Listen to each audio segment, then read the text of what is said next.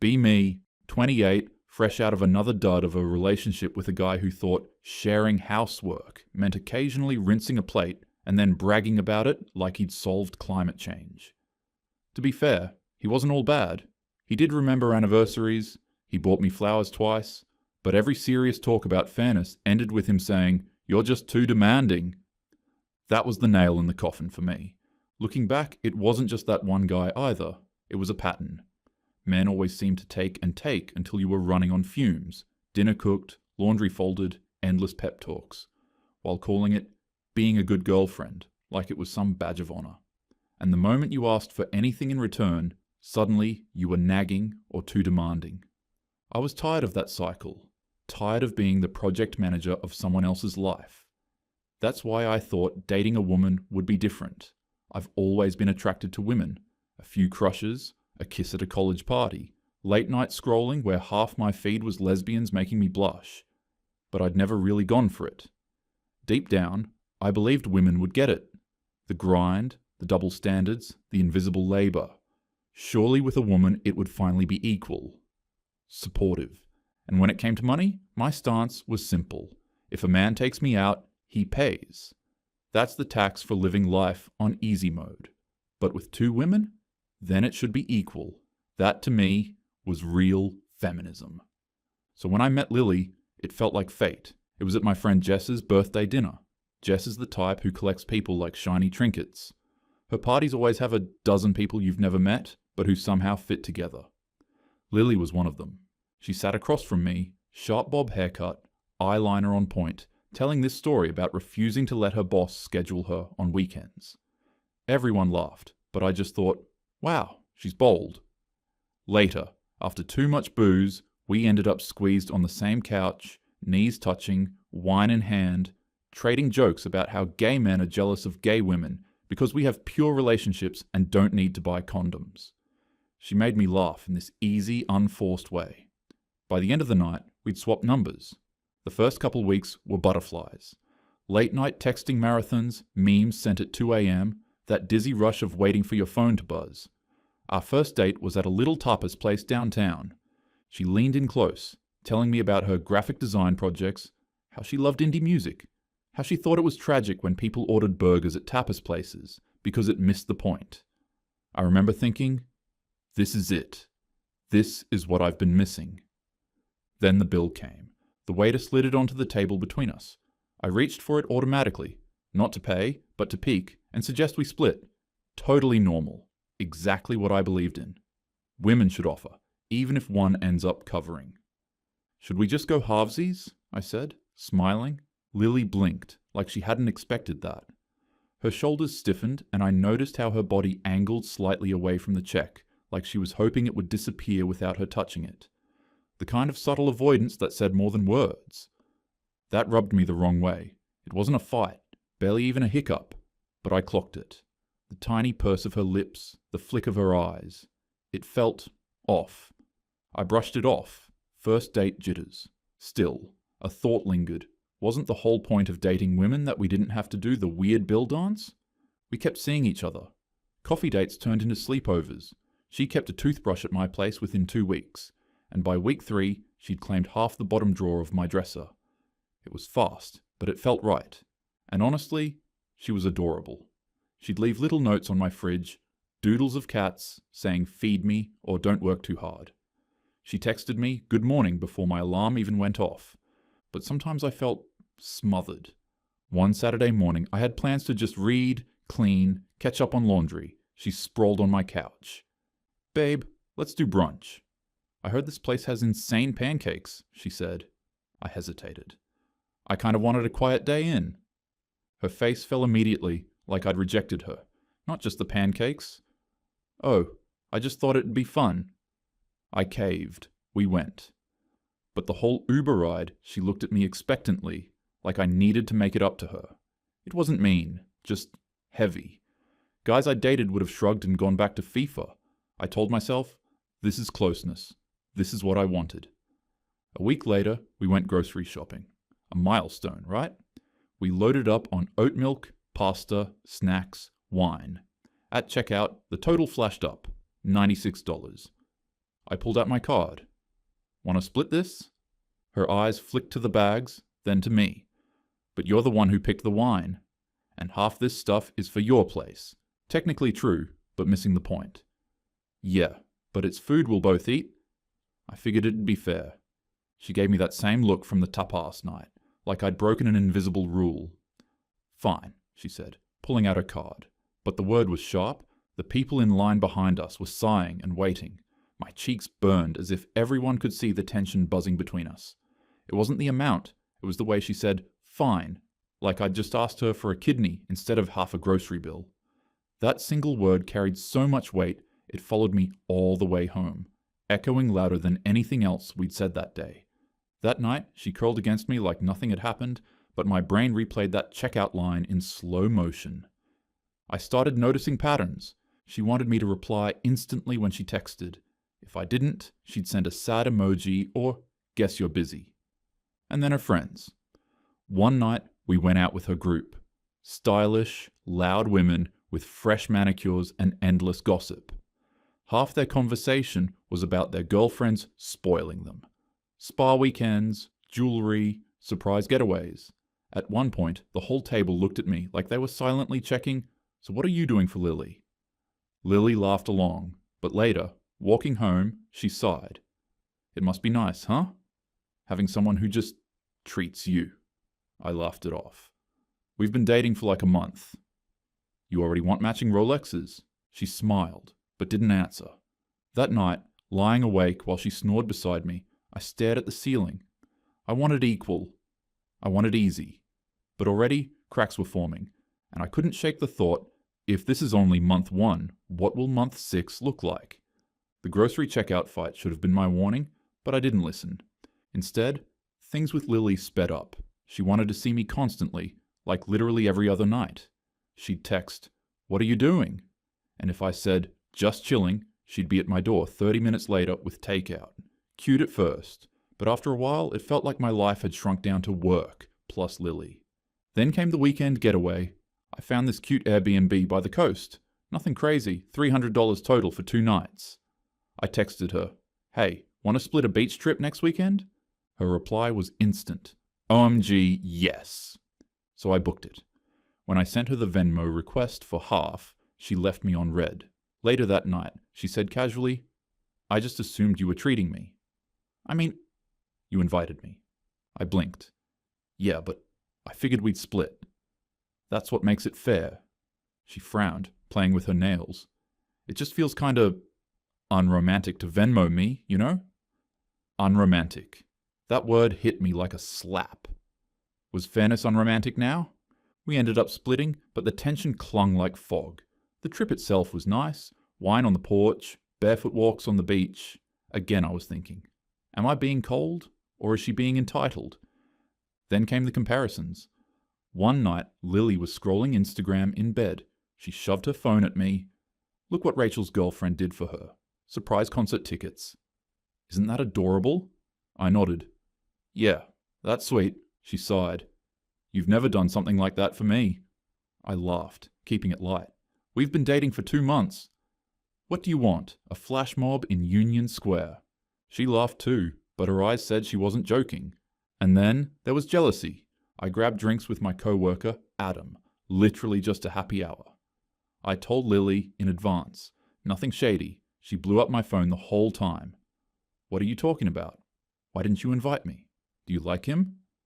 When I got home, she was curled on my couch, arms crossed, like she'd been rehearsing the pose. I don't get why you need to hang out with guys when you have me, she said. I stared. Because he's my co-worker. It was 2 beers, not an affair. She muttered, I just thought dating a woman meant I wouldn't have to compete with men anymore. That one hit me sideways. Of all people, I thought a woman would understand that not every drink with a man is a threat. I even texted her a picture of the happy hour menu to be transparent, and she replied with a single eye-roll emoji. Somehow, that stung worse than words. I'd assumed dating a woman meant escaping possessive jealousy, but apparently not. That weekend, I cracked. I needed a sanity check, so I called Alex. Alex has been my friend since college, one of those guys who's rough around the edges but actually listens. We met at a protest once, holding the same sign, and bonded over bad pizza afterward. He's the only man I know who doesn't get defensive when I rant about sexism, which is why I trusted him with this. We met at a coffee shop. I unloaded everything.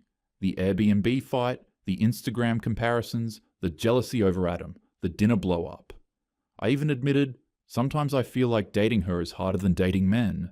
Like she wants me to be her girlfriend and her sugar daddy at the same time. Alex leaned back, sipping his coffee, smirking like he'd been waiting for this. Yeah, that's why dudes always say dating women is harder, I bristled. Don't start with that crap. You know it's not that simple.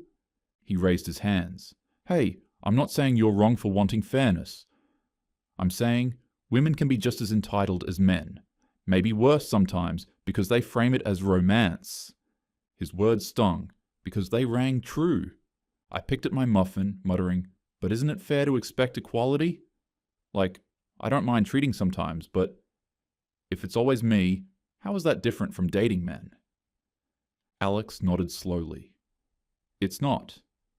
You just traded one kind of expectation for another. I hated how much that made sense. Walking home later, my thoughts tangled. Am I being unreasonable? Should I just suck it up and spoil her sometimes? Or am I right that this isn't sustainable? The worst part was, I didn't know anymore, and then came her birthday. I'd been stressing about it for weeks. We hadn't been together that long, so I didn't want to go overboard, but I also wanted it to feel special. I ended up finding this limited edition art print from her favorite illustrator. Signed, framed, thoughtful. Not Tiffany, but not cheap either. It felt like the kind of gift that said, I pay attention to you. We celebrated with her friends over brunch at this trendy cafe. Plants hanging from the ceiling, lattes in mason jars, the works.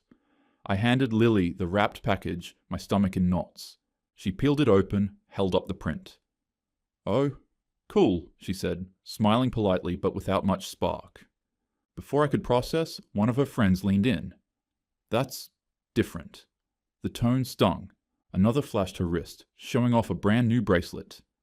My girlfriend surprised me with Tiffany. Someone else chimed in. Mine booked us a couple's spa package for next month? Just because. The table buzzed with oohs and ahs. Then, like a spotlight shifting, they all turned to Lily. So, one asked, smirking at me, how's your girl treating you? My fork froze midair. I glanced at Lily, waiting for her to back me up. She gave a little laugh, not cruel, but not protective either. She's practical. The table erupted in giggles, like it was the punchline to a joke. My face burned hot. I wanted to disappear into the floor. I mumbled something about being busy with work, but it felt weak and hollow. Later, when we were walking home, I couldn't hold it in anymore. So, practical? That's how you describe me? I asked. Lily rolled her eyes. Oh, come on. It was a joke. Really? Because it felt like you threw me under the bus in front of your friends. She stopped, hands on her hips. What do you want me to say? That you're romantic? That you spoil me? You don't. I blinked, stung. Because I don't think love is about spa trips and Tiffany jewelry. I thought it was about being there for each other. Her voice rose. Why can't you just treat me sometimes? Why does everything have to be split like we're roommates? That's not romance. That's accounting. My chest tightened. So what? I'm supposed to bankroll you now? That's not equality, Lily. That's just selfish. Her eyes narrowed, sharp. Wow. You really don't get it, do you? And in that moment, I thought, wow. Women can be just as nasty as men. Maybe worse, because I actually expected better from them. We walked home in silence. When we got back, I locked myself in the bathroom, staring at my reflection with tears threatening to spill. My stomach was in knots. Am I really that cold? Am I cheap? Am I unromantic? Or am I the only one in this relationship who actually cares about fairness? Eventually, I did cry. And I called Alex. He picked up on the second ring. What's wrong? I couldn't even get the words out at first, just a messy tangle of sobbing, and she said I'm not romantic and I don't know what I'm doing wrong. When I finally calmed down enough, I said it. Men suck, Alex. They've always sucked. But I thought women would be better. I thought women would get it. Why does it feel worse? There was a long pause. I could hear him sigh on the other end. Because people are people, he said finally. Some are fair, some aren't. Some take, some give. Doesn't matter if it's a man or a woman. I wiped my nose, sniffling. So what am I supposed to do? Keep paying until she thinks I'm romantic enough? No, Alex said firmly. You're supposed to break up with her. If someone makes you feel cheap for wanting equality, it's not your person. I was silent. Look, he continued, softer now. You're not wrong for wanting fairness. You're not cold. You're just with someone who doesn't value the same things you do. And if you stay, you'll keep bleeding yourself dry, emotionally and financially. You'll start resenting her, and you'll start resenting yourself. Is that what you want? I shook my head, though he couldn't see it. No. Then you already know the answer, he said. The call ended, but his words echoed long after. Break up with her. The thing was, I wasn't sure if I was ready to hear it. I sat there with the phone in my lap, staring at the black screen like it might give me a different answer. My chest ached. What if I am the problem? I whispered to myself. What if I really am cold? The next few days, I told myself I'd had enough. I was ready to end it. I even rehearsed the words in my head. Lily, I don't think this is working. But when we were together, I always froze. I'd see her smile or feel her hand brush mine, and some part of me thought, maybe I should give her one more chance. Maybe I'm overreacting. So I held back. Big mistake, because before I could do it, she did. One night, out of nowhere, she showed up at my apartment with that look. The one that says a storm is coming. She didn't even sit down before she launched in. I just don't think this is working, she said, eyes hard, like she'd practiced it in the mirror. My throat went dry. Wait, what? She shrugged, casual like she was ordering coffee. You're too practical. I want someone who makes me feel special, who spoils me. And honestly, I've started seeing someone who actually gets that. It took me a second to process. You mean, you're already with someone else? Lily didn't even flinch. Yeah, Sophia. We've been talking for a while. Sophia. One of the brunch girls. The one with the Tiffany bracelet who smirked across the table at me like she knew something I didn't. My stomach turned. So this has been going on? She had the nerve to roll her eyes. Don't be dramatic. We were just flirting at first, but she gets me. She knows how to treat me. Treat me. That phrase rang in my ears like a gunshot. I couldn't breathe. All I could picture was Lily being showered with Tiffany jewelry and spa trips by Sophia. The exact life her friends had bragged about. The exact role I refused to play. And the worst part? I'd been about to give her another chance. I'd been ready to stay, ready to swallow my doubts and hope it got better. Meanwhile, she'd already lined up her upgrade. I asked, barely above a whisper, For how long? She shrugged again, like it was nothing. Couple weeks, maybe longer. It doesn't matter now. Didn't matter. To her, it was that simple. Discard me, slide into a new relationship like swapping handbags. She didn't even look guilty. She just grabbed the sweater she'd left on my chair, tossed a flat take care over her shoulder, and walked out of my life like I'd been an intermission, not a relationship. I sat there staring at the empty space she left behind, heart pounding, and for the first time in weeks, I felt both lighter and gutted all at once. I'd realized something. Dating women wasn't easier. In some ways, it was harder, because I'd expected better. I'd believed in the illusion of sisterhood, of shared struggle, of mutual respect. And the fall from that belief hurt worse than any bad boyfriend ever did. I don't know what my next move is. Maybe I'll take a break from dating altogether. Maybe I'll risk men again. Maybe I'll just learn to be okay, on my own, for a while.